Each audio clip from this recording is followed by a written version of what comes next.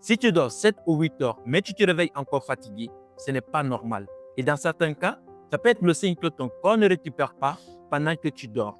Et le problème, c'est que la plupart des gens accusent le travail, le stress, alors qu'en réalité, il existe des causes biologiques bien précises qui ruinent ton énergie pendant que tu dors.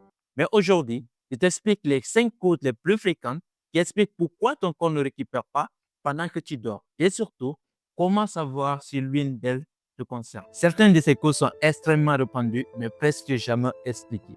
Tu te lèves le matin déjà fatigué, tu prends un café pour démarrer, à midi, ton énergie s'effondre. Tu as du mal à te concentrer. Et le soir, tu es complètement fini. Malgré ça, tu dors, mais tu ne comprends pas pourquoi tu ne récupères toujours pas. Dormir ne garantit pas la récupération. Tu peux passer 8 heures au lit et avoir un sommeil qui ne répare presque rien. Parce que le vrai problème, ce n'est pas la durée. C'est ce qui se passe à l'intérieur de ton corps pendant que tu dors. Et c'est ce que beaucoup de personnes ignorent. La première cause qui est assez abstraite et mal connue par les gens, c'est que ton cerveau ne s'arrête jamais. Ton corps peut être allongé, oui, mais ton cerveau, lui, il ne s'éteint pas. Si ton système nerveux reste en alerte, ton sommeil devient superficiel. Et même si tu dors longtemps, tu vas quand même avoir des micro-réveils invisibles, un sommeil léger et la fatigue dès ton réveil. Parce que ton système nerveux reste en mode vigilance. Et un cerveau qui ne s'éteint pas ne récupère pas. Mais souvent, c'est nous-mêmes qui provoquons ça. Le stress chronique, la surstimulation du cerveau avec les écrans, les infos, l'anxiété, la surcharge mentale, ça tue la qualité de ton sommeil. Le cerveau n'est qu'une partie du problème. Il y a une autre cause beaucoup plus fréquente qui affecte énormément de personnes, mais la majorité des gens l'ignorent complètement. Les pics glycémiques. Certaines personnes sabotent leur sommeil tous les soirs sans le savoir.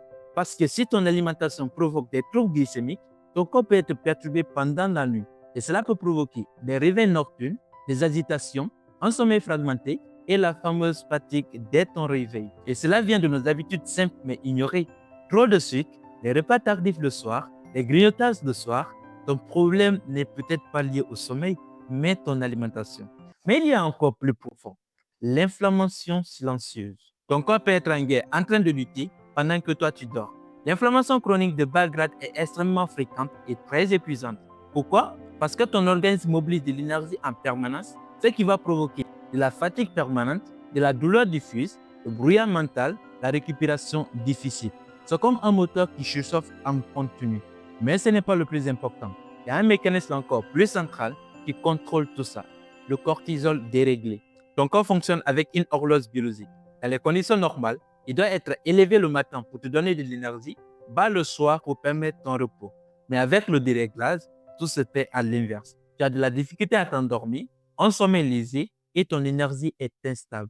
Et si le cortisol est mal réglé, ton corps perd sa boussole. Il se fatigue au mauvais moment et récupère mal. Il reste un dernier point qui est souvent négligé, le manque de ressources. Pendant la nuit, ton corps repart. Même pour réparer, il a besoin de ressources. Les vitamines, les nutriments, les minéraux. Si tu manques tout ça, même si tu passes des heures de sommeil, tu ne récupères quand même pas. Alors non, être fatigué après avoir dormi, ce n'est pas normal. C'est un signal. Ton corps ne parle pas avec les mots, il parle avec les symptômes. Et la fatigue chronique est l'un des messages les plus fréquents. Ignorer ces signaux, c'est laisser ton corps s'épuiser lentement. La bonne nouvelle, c'est que ces problèmes peuvent être bien corrigés. Mais la première étape, c'est de les comprendre, de comprendre ce qui se passe dans ton corps. La question est maintenant simple. Est-ce que tu vas continuer à ignorer ces signaux ou tu vas plutôt prêter attention? Je sais que tu vas prêter attention, ça c'est sûr.